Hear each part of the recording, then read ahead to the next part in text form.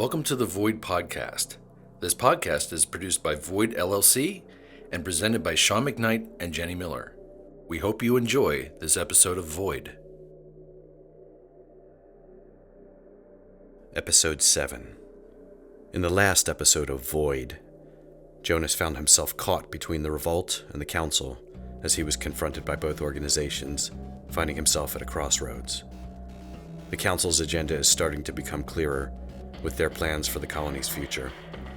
And unfortunately for Nova Bayflower, she found out that her cat had gotten out onto the surface and became irradiated, triggering a radiation alarm, which resulted in her cat having to be euthanized.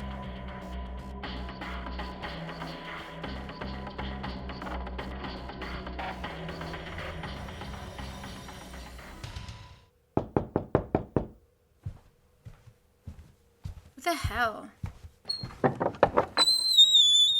Oh, hi, Jonas. What's wrong? You look terrible. Geez, you know what? Thanks. Just what I needed to hear. I didn't mean to. I'm sorry. Are you okay? No, not really. They killed my cat, Jonas. The pricks from the council's decontamination team took my cat and destroyed her. Why on earth did they do that? She got out up onto the surface somehow. Oh, I see. I'm sorry to hear that. Was it really necessary for them to kill her? Unfortunately, it was. She would have had a slow, painful death from radiation poisoning, and she could have infected you too. You are not helping, Jonas. Your bedside manner really sucks. I'm not that kind of doctor, but you're right. I'm sorry for being so blunt. I miss her already. I apologize for bringing this up, but you should come by my residence so we can check your radiation levels to make sure you're okay. Why did you come by? Well, I stopped over so we can discuss the test flight. Okay, yeah, sure. Okay, so how are we set for that? Yeah, we're good to go. The ship's prepped and fueled. And you're still up for this? Yes, if anything, I could use the distraction. We have to be very careful. The council is examining us more closely than ever. I was just pulled in for an interrogation by Colonel Harlow on my way over here. She didn't hurt you, did she? No, I got lucky this time. But then again, they can't risk damaging me because they still need me. What about the revolt? The revolt can handle themselves. I'm trying to distance myself from them as much as possible. I guess I'll just see you at the test later. I need a little more time to myself right now anyway, okay? Sure. I'll meet you at the ship when it's time. You need to go back. The hell I do. I thought Harlow was going to start torturing me when she brought me in. Now, don't be such a baby. You didn't get hurt. You're fine. For now, and if they catch me again? You just have to get better at losing the agents that are following you. You know they stake out the revolt headquarters too, right? Then wear a disguise. That would solve both problems. For someone who doesn't have to stick his neck out, you sure have a cavalier attitude.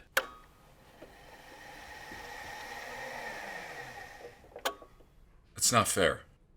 I'm sorry, you're right. I suck as a spy. This isn't my thing. I know you're not a fan of the revolt, but meeting with them is important. Dr. Surkov is alive, Jonas. They have her right now.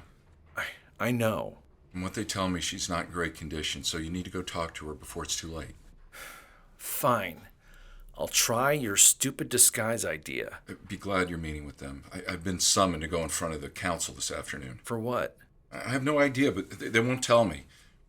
They said it's time sensitive and on a need-to-know basis. That doesn't sound good.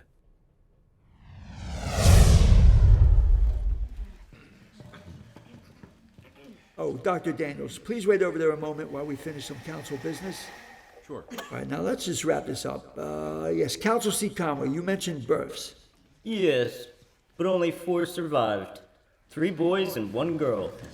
That's up from 3 compared to last cycle. That sounds like progress. The girl will obviously be sent off to be raised by the breeders. How many girls is that now over the past 6 months?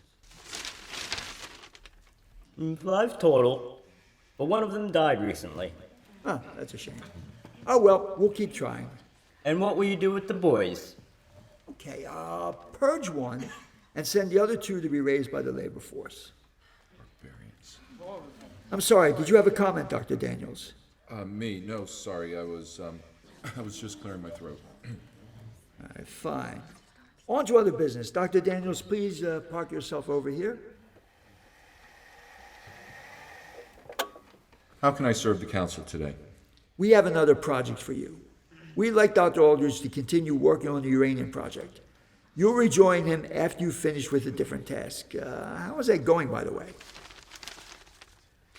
Well, we've been making some progress from an energy standpoint, but I'm afraid weaponizing it is presenting different challenges.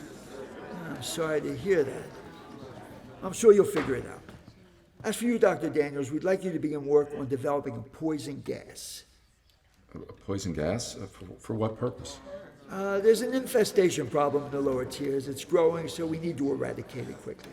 But what about the people that live there? Well, the problem is located in tiers that are no longer inhabited, for the most part. For the most part? Will those areas be evacuated too? And no need to concern yourself over council policies, Dr. Daniels. So this gas is supposed to do what? Kill vermin, of course. We'll provide whatever materials and resources you'll need. So how much of this gas do you need and how will it be distributed? It'll be delivered via the air ducts. Air ducts? What about sealing off? We estimate we'll need enough gas to cover 100 tiers. 100 tiers? Do you have any idea how much that is? That's part of your job now, Dr. Daniels. Well, how soon do you need this? As soon as possible. This is a priority. Fine. Wonderful. If there are no further questions, that'll be all. Thoughts and prayers.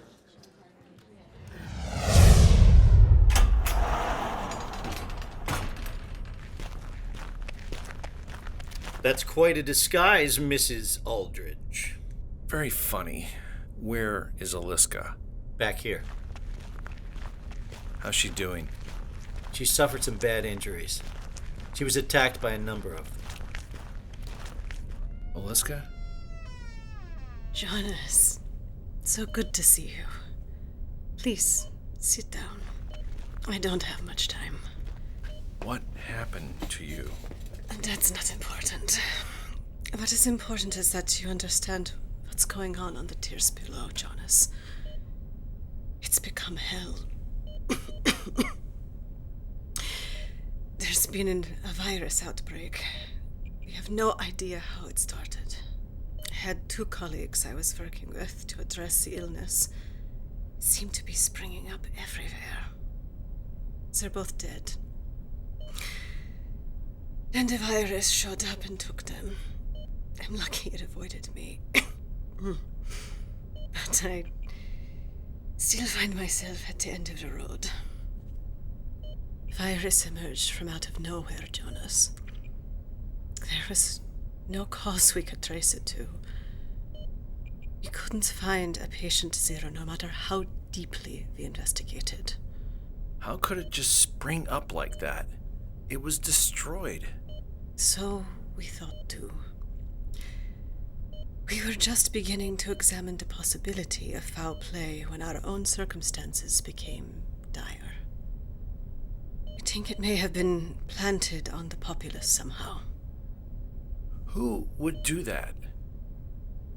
Who comes to mind first? What could they hope to gain? They're always complaining about not having enough workers to tap into. All those lower tiers are a drain on the colony's resources. Maybe the scales have tipped and they feel eliminating the lower tiers is worth the sacrifice. Especially since they control births now and can just designate laborers when the boys are born. Why drain the resources of the children they control for a bunch of dirty, unruly lower-tier dwellers? And while their worshippers are not great in number, they are great in voice and have an undying loyalty no matter how poorly the council treats them. They'll starve to death and happily die for the council while the council laughs at them and drinks their wine. The virus is out of control, Jonas. People are murdering each other. There's also very little food, so incidents of cannibalism were being reported. The infrastructure's fallen apart too. The drainage system doesn't work. There's no electricity on most of the tiers below 250. The smell is overpowering and everyone is breathing noxious gas. Is there no way up or out? Some people made it up. But they sealed off all the lifts, ladders, and access to the higher levels just after I was rescued. We barely made it out in time. From what I understand, it took them days to bring me up here. I was unconscious for most of it. I can't believe the council is doing this. Believe it. This is why we fight, Jonas. Please, you have to find a way to help those poor people. I'm doing what I can, Aliska. Jonas, there are families below children. What is happening to them is horrific. And the damn council turns their backs and couldn't be less interested. I'll make a plea to the council. Maybe I can get them to change Don't bother finishing that sentence. You already know it's bullshit. Sorry. I'm so tired. It's okay, Aliska. Get some sleep. I'll check back on you again soon. Thank you for everything. Jonas, I know about the mission to the space station. Daniels mentioned it. And? And why are you taking supplies up there when we clearly need them down here? Because it's mandated by the council, and I have a job to do. Didn't you hear a word she just said? Those supplies could go to the people who need them in the lower tiers. Instead, they're being used for political gain. You might want to remember that they sealed off the lower tiers. Who would need those supplies now? That's cold, man. And you know what? You have no clue what's going on down there. It starts turning into a shit show once you get below tier 125, but you wouldn't know that, would you? Your candy ass has never made it past 50, I bet. There's more to this supply mission than you know. There are bigger stakes at hand. You mean the colony's relationship with the almighty space station? Our last bastion of hope for humanity. That's not what this is about. Enlighten me. No, this mission is none of your concern. Well, I've made it my concern now. Get out of my way. Those supplies belong down here. That's where they should stay. I said, get out of my way. Last chance. You should really reconsider. I won't ask again. All right, Jonas. Have it your way.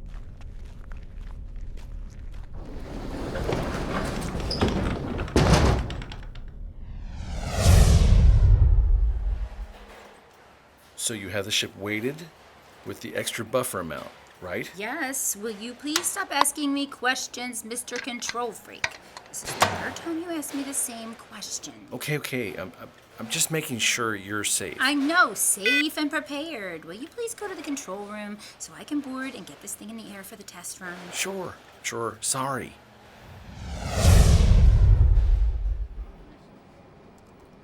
Okay, we're situated here, Nova. Are you on comms?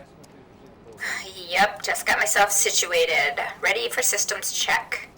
I've been given the thumbs up for the system check here. I'm going to now pass it off to the experts. Great, okay. Starting secondary engines for warm-up.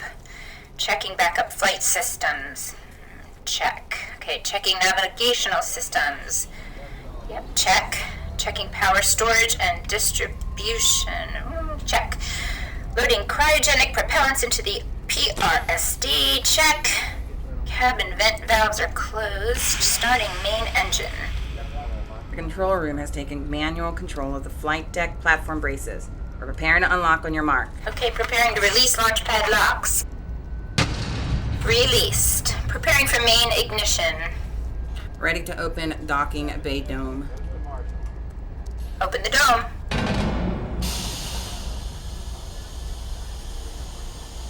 Dome opening. Preparing for countdown. Release deck braces on my mark. Deck is clear. You may commence the main engine ignition. Main engine ignition is a go. Countdown commencing in 10, 9, 8, 7, 6, 5. Release deck braces. 4, 3, 2, 1, liftoff!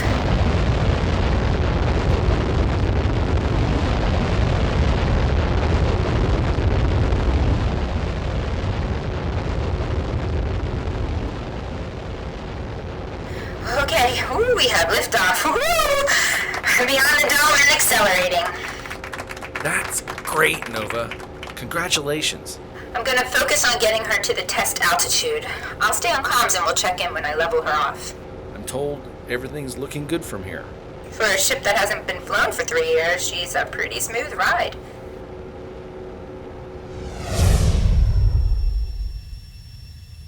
Okay, so far your systems are doing fine. Coming up on your altitude. Okay, let's just take it slow and level you off nice and easy. Wow, I forgot what the stars look like up here. I got you. Nice and easy. Beautiful horizon. Okay, let's do a systems check. Main engine hydrogen burn-off looks good. Cabin vent valves are sealed and holding. Liquid hydrogen and liquid oxygen levels and flow are good. How are things looking on your end, Nova? I'm doing a systems check now and everything's looking good. 5 by 5, my friend. Excellent. What does that mean anyway? 5 by 5. Oh, well, it means that... damn it! I spoke too soon. What's wrong? Oh, I don't know. Something with one of the flaps. Nova? Nova? I can't hear you. Nova! Nova, I can't hear you anymore!